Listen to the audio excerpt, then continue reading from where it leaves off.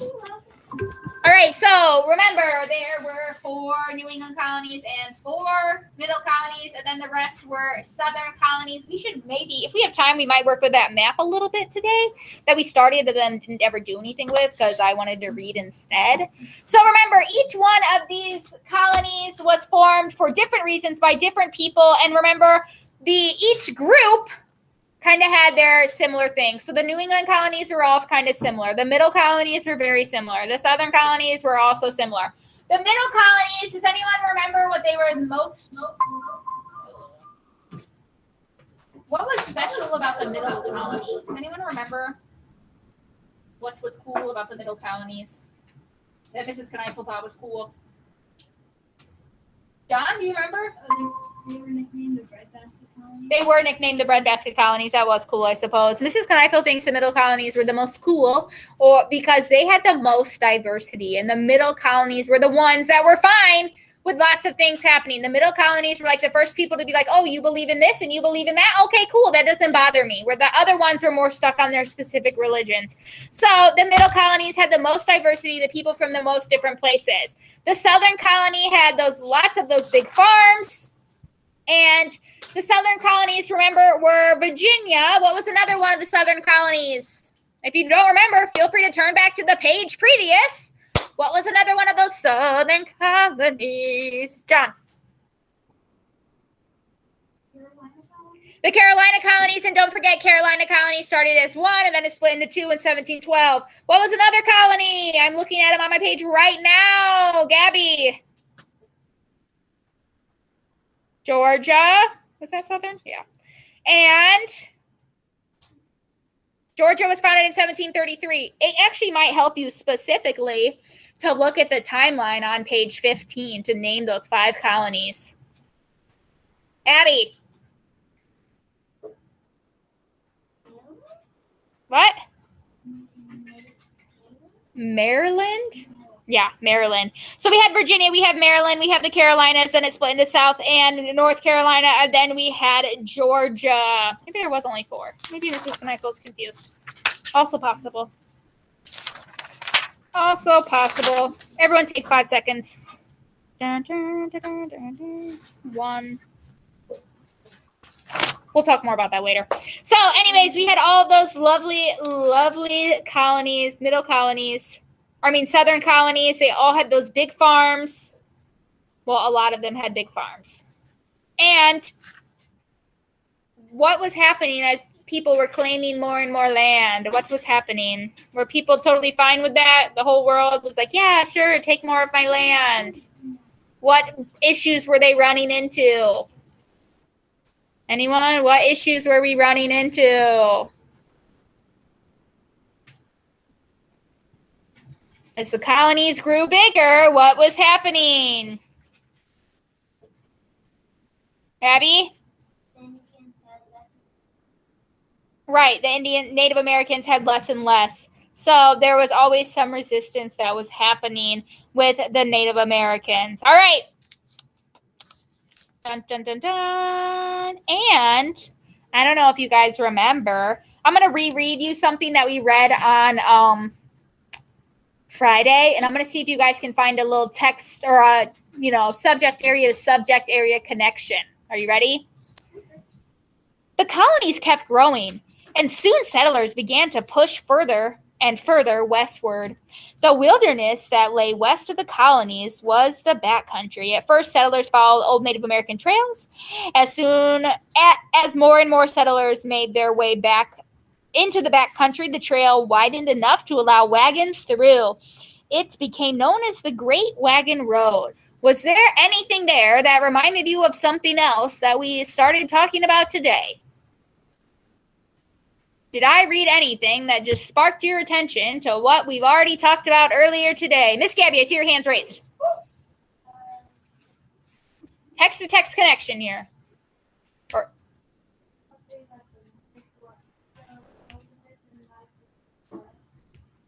All right, Mason, add to that. Westward. Right. So the Wild West happened when people went west. And guess what? The southern colonies started to expand a little bit in to the further west, and that's where the wagon trail started because people traveled with wagons. And you remember there was wagons in our video today. Anyone remember that text-to-text connection, subject area to subject area? Anyone remember that? No? Okay. Well, I'm glad you remember. Gabby remembers. Anyone else remember that? Yeah? Okay, cool. All right. Calvin and Eliana, I need you guys to go. I'll see you guys in a little bit. Everyone else, life in the southern colonies. Dun-dun-dun-dun. So we learned about life in the mid-England, or the mid-England, the New England colonies and the middle colonies. But now, of course, we have to naturally learn about the southern colonies. I'm going to read for a little bit, and then I will call on volunteers to read forward. Yeah. And spread your brain. All right. So, good weather makes farming easier and more profitable. Why would that be? Why does good weather help the farming? This is common sense. What do we know about farming? And what do we know about weather? Why does good weather help farming? John. Because if you have bad weather, then it might be really, really dry one summer, then the next summer it can be really wet.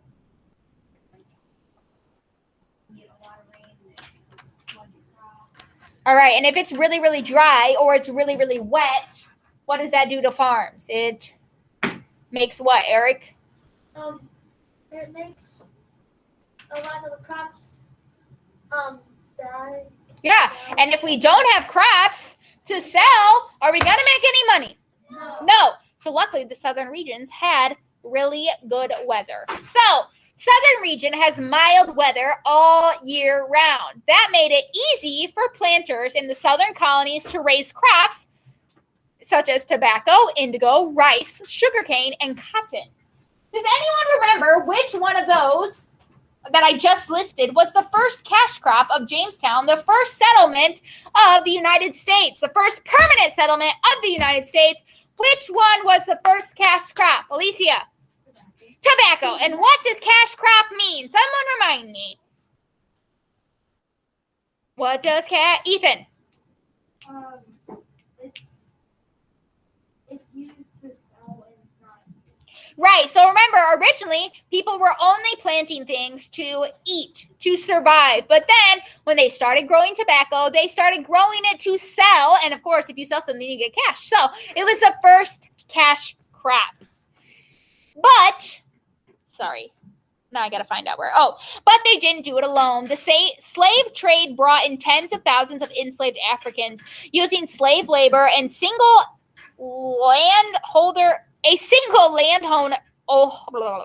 don't mind Mrs. Knikel. A single landholder could farm large areas and make lots of money. Southern planters grew very rich, but enslaved people saw none of the profits of their labor.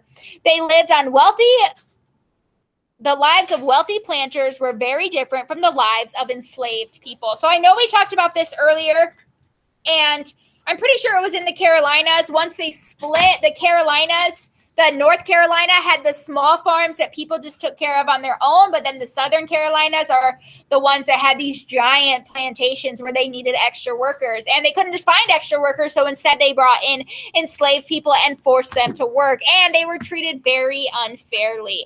I would like you to highlight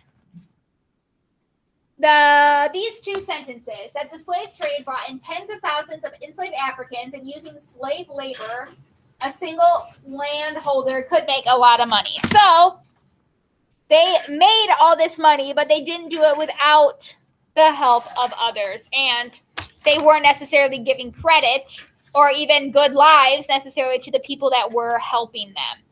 And if you remember, in some of our other colonies, who was the one guy that was against? Remember the Quakers in the middle colonies? Remember, the middle colonies are the most diverse. They're the most acceptance. The Quakers believed in equality among all people, and there were some Quakers that started really speaking out against slavery, where the South was really for it because they had these big farms that really needed help running. Who's ever making that whatever noise that is, it sounds like a marble, I'm going to need you to stop. Okay? I don't want to hear it again. So do we think this is a picture of? You can look in your book if you need to. What do we think this is a picture of? Abby?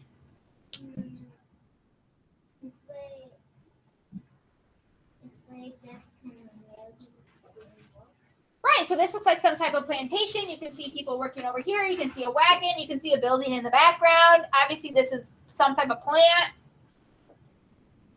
Would anyone like to read this section for us? Isaiah, nice and loud, sir. Large southern plantations sometimes look like small villages. The main building on a plantation was the planter's house. The planter owned the plantation. Overseer. The overseers who supervised enslaved workers often had a house on the plantation as well. Cabins housed the enslaved people. Other buildings, barns, blacksmith shops, warehouses, stables, and houses used for carpentry, weaving, or other types. All right, so on these plantations, it's not just field after field. There's also tons of buildings. Obviously, the owner of the plantation, he has to live somewhere, right?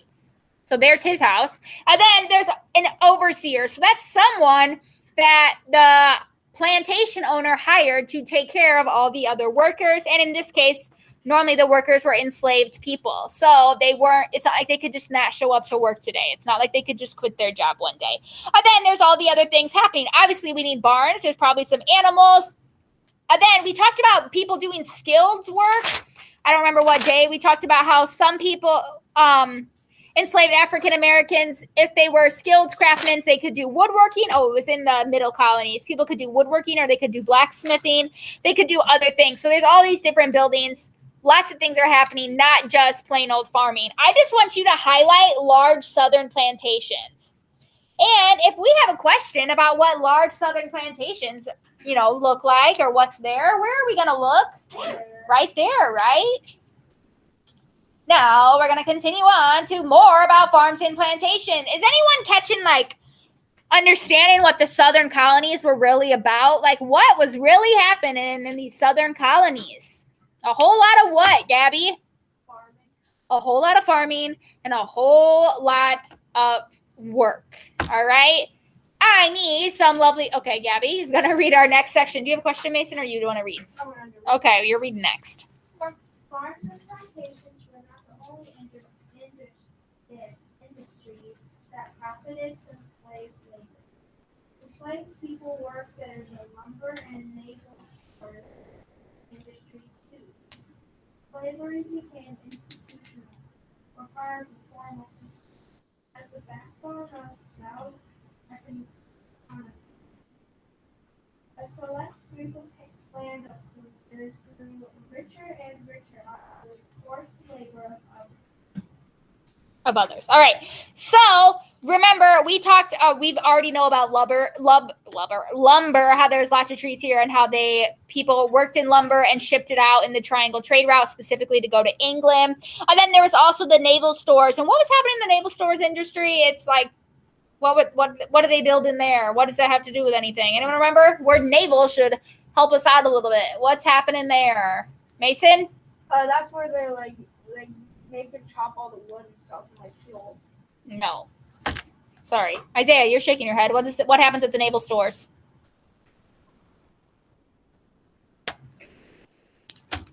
The Navy does what? Where does the Navy fight their wars? Anyone know? Yeah, in the ocean. So if it's a naval store, we've already talked about this 4 times. I'm pretty sure it's one of our vocabs. The naval stores are where there are supplies for shipbuilding and where people are doing a lot of shipbuilding. So I really want us to focus on this one sentence that says slavery became institutionalized or part of the formal system as the backbone of the Southern economy. So the backbone of something is the thing that makes it work. So think about your family at home. I don't know, depending on who you live with, if your mom wasn't at home, would the whole thing fall apart because she's the one that makes dinner and she's the one that gets you ready for school and she's the one that makes sure you get on the bus? Or is that the same thing for your dad? The backbone is the reason things are moving the way we were. That'd be like if Mrs. Kneifel just rolled out, okay? No more Mrs. Kneifel, and you had some random person just show up every single day. Would things run as smooth? Probably? No, probably not. So guess what? Mrs. Kneifel's dubbing herself the backbone of our classroom. So if in the Southern colonies, if they took enslaved African Americans out, what would have happened? If they didn't have them, what would have happened? Someone I have not talked to. What do you think would have happened if we took out the enslaved African Americans from the South? Phoebe. Farming wouldn't get done. All the lumber wouldn't be chopped. The naval stores wouldn't be running the same way they were. So, and they didn't have to pay these people because they were enslaved. So they were the backbone, meaning they were getting everything done. And without them, things would not have been done the way they were, and people wouldn't have gotten as rich as they were. So I just want you to highlight that sentence. Slavery became institutionalized and a formal part of the system or the backbone of the Southern economy. Without them, the economy would not have been booming. They were extremely needed.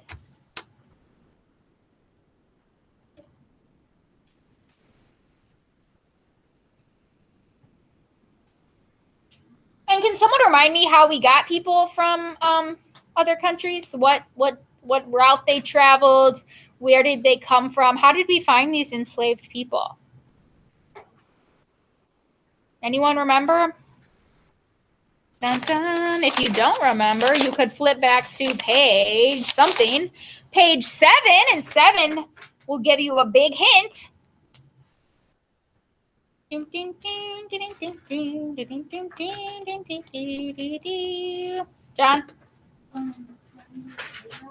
Right, the triangle trade route. Remember the triangle trade route hit North America, it hit Africa, and it hit England in those areas. So that is how we got people and how they went from place to place. So we're going to hear about the slave trade. Mason.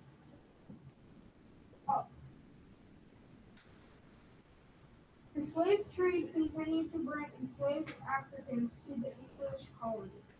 People enslaved on plantations were treated harshly. They were overworked and neglected. They were seen as replaceable by planters who claimed ownership of them and refused to recognize their humanity. The main goal of the planters was making a profit. The less money they spent caring for the people they enslaved, the more profit they kept to grow their business and live lives of.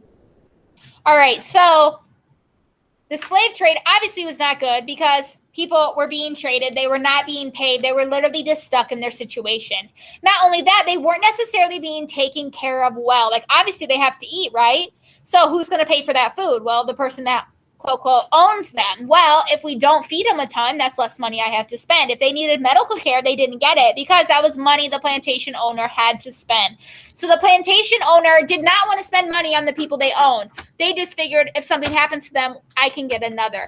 So it was a very unjust system for the enslaved African Americans, and the plantation owners were just getting more and more rich. And African Americans just knew they couldn't necessarily do much about it because if they tried to revolt against, bad things could happen to them. So they were not treated very fairly or fair at all. I would like you to just highlight that first sentence about how it continued between Africa and the English colonies. And there was the most slavery happening in the southern colonies. Someone remind me why. Why was the most slavery happening in the southern colonies?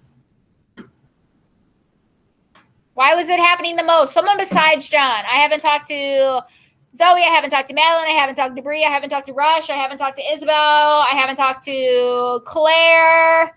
Tell me, why was the slavery happening the most in the southern country or in the southern colonies? Was it just because they got them the most? Like the ships left or took them straight to the southern colonies? Why do the southern colonies need so many slaves?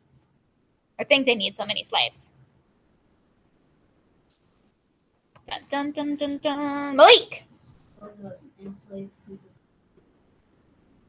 Right. Were there giant plantations in New York?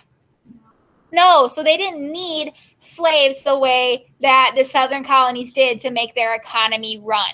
Okay. Eric, don't touch my stuff up there. You're not up there to touch my stuff.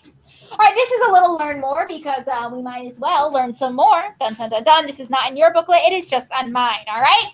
So the southern planters depended on the labor of slaves and saw slaves as their right, all right? So we already know that. They depended on them, and they thought, yes, I can just own a human.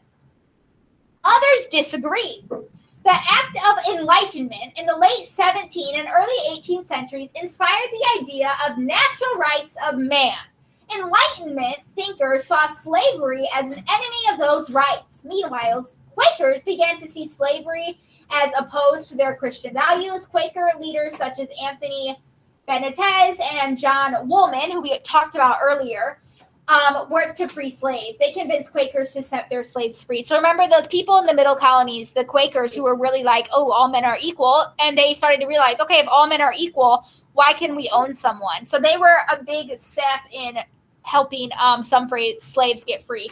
But they were more in the middle colonies than they were in the southern colonies, the Quakers. All right, now we're going to read about this section. Would anyone like to read this tiny one for me? Ethan? Only a small group of southern farmers ran large plantations. Most had small farms. These farmers never grew as wealthy as plantations. They worked their own fields and lived in small houses with little or no furniture. Some small farmers had one or two enslaved people, but they shared it equally. All right, so that is one thing. Giant plantation owners that own a ton of land are the ones that needed a lot of enslaved people.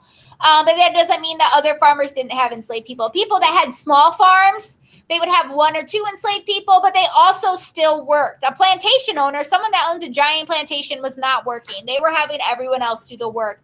In the smaller farms, they were also helping alongside, but they were still owning slaves, still not the right thing to do. So I do want you to highlight that first sentence, that only a small population had these giant plantations. Not all the people in the South were getting rich off of plantations. Some were just farming the normal farming to feed themselves and to make a small amount of profit to make a little living. Rush, are you highlighting as I'm going? Because I don't see very many highlights on your page. What? On the next page, What? Come here. I'm so confused. Okay, so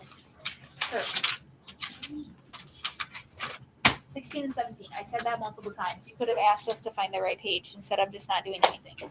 All right, here's a picture, and these look like all important men, and they look like they're kind of having a little argument. You probably can't tell on my page, but you should be able to see in your page. What do we think's happening here, maybe? There's people writing stuff. There's people like with fancy clothes on. It's only white men. What might be happening here? Something having to do with what? Isabel, what do you think? Something having to do with what might be happening here? Okay. What else? Madeline, what do you think might be happening here? There's a ton of white men. It looks like there's someone up on a bench, what story did we read about this? Oh, that reminds me of the story with the play, and there was the little guys, and they were having a little discussion, and there was someone up in a bench. We will answer true false in a little bit, okay, Gabby?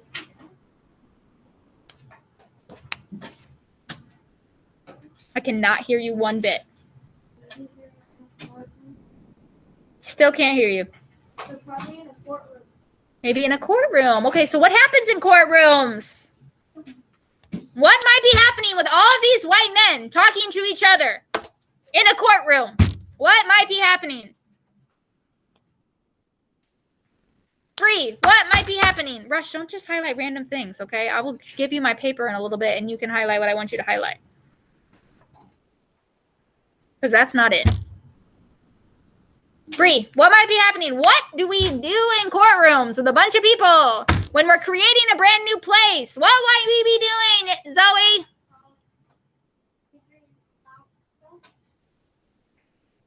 Yeah, cool. Thank you. Figuring out what?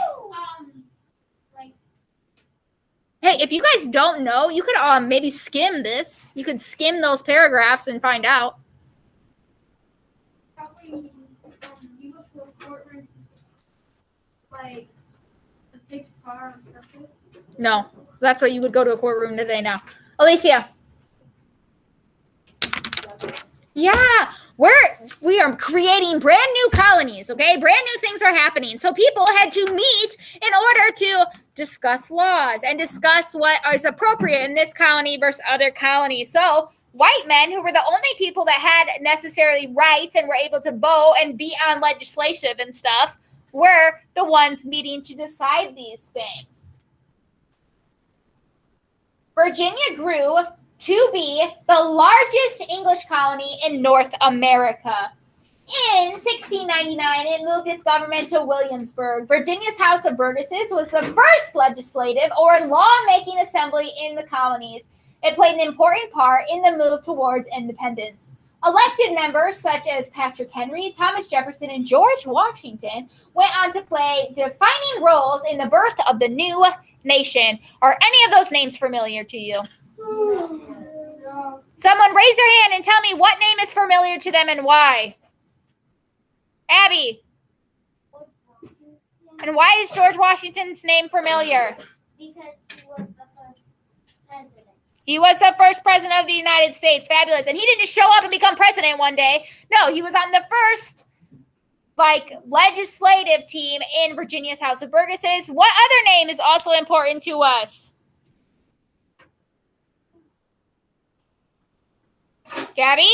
Thomas Jefferson, he was also a president. He was also a president. What president you ask? I don't remember. But he was what? Oh, okay. Yeah, he was also a president. So I would like you to highlight that Virginia grew to be the largest English colony in North America. And then I would also like you to highlight Virginia's House of Burgesses was the first legislative or law-making assembly in the colonies.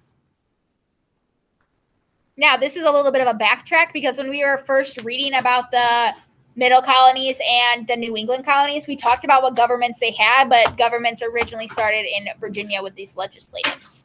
And we have one more section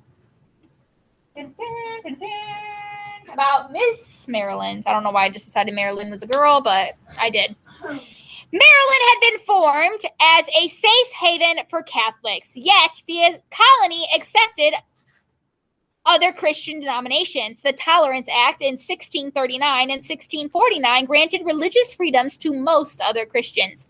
Political and religious struggles arose in the colony for the next 60 years or so.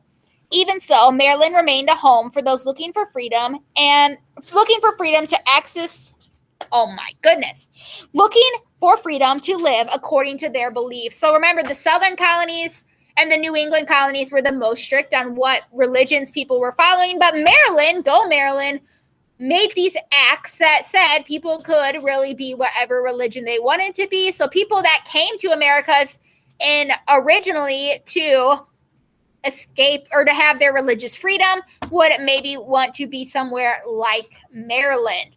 I would like you to highlight the Tolerance Acts of 1939 and 1949 granted freedoms to most other Christians.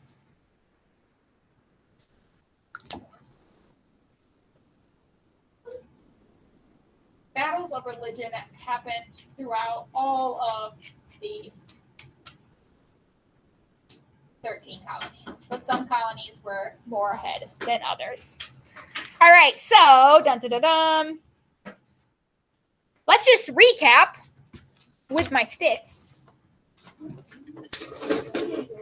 All right, so someone explain to me, why did large plantations resemble small villages? Someone remind me. Number 3. Why were plantations, big plantations, like a village?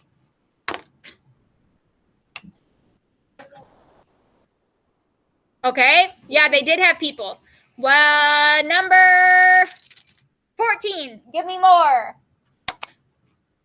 They look like small villages because they have buildings, like a lot of buildings, like for the main older, for the overseer, and then they had barns, blacksmith shops, warehouses, stables, buildings, carpentry, and even other shops. Yeah, so did they just have like a few people? No, they had a lot of people, and they had a lot of different buildings, and people were doing different things. So it kind of resembled a village. All right. Zuri's not here. Eric, how were enslaved people treated on large plantations? They were treated poorly because the plantation owner didn't like to pay for them things. Right? Or pay them for working. Right. Remember, they weren't being paid. They didn't always have everything they needed, like medical care and food and stuff like that. They were treated very harshly, okay? They were not treated wellly.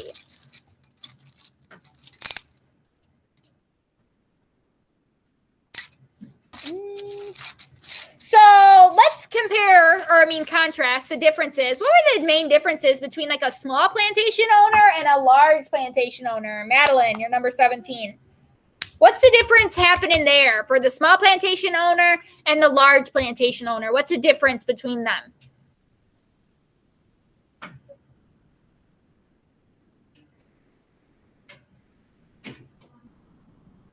I cannot hear you. Well, I already said that. I said a large plantation owner and a small plantation owner, so I already said that. So what is the difference between, or I'm looking for a few different differences. Madeline, what's one difference between a large plantation owner and a small plantation owner? Besides the fact that one is large and one is small.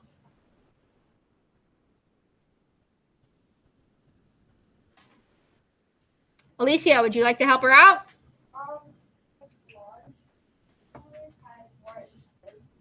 Right, they had many more enslaved African Americans and enslaved people because it was much larger, so they had to do a lot more work. Where a small plantation owner maybe only had one or two. What's another difference between a large plantation owner and a but a small plantation owner, Phoebe?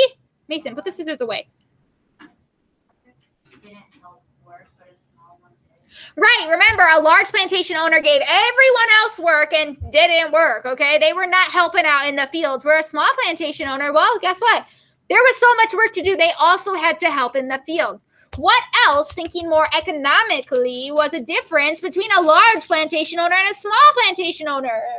Mason, you're number 10. Small plantation owners had smaller houses with barely any furniture, so it was harder to live for them since they couldn't make as much money since they had less slaves and stuff. And the large plantation owners had like big luxurious houses because they had so much money from like all the slaves. Right, so that's what I was thinking of economically. So remember, these large plantation owners were like extremely wealthy and just getting wealthier from the work of other people, whereas small plantation owners were just basically still kind of poor. They were just getting by, okay? They were just, trying to live, trying to make a small profit. So that's 3 ways that the large plantation owners and the small plantation owners were definitely different. And what was the point of the Tolerance Acts that happened in Maryland? Isabel, what were the Tolerance Acts even for?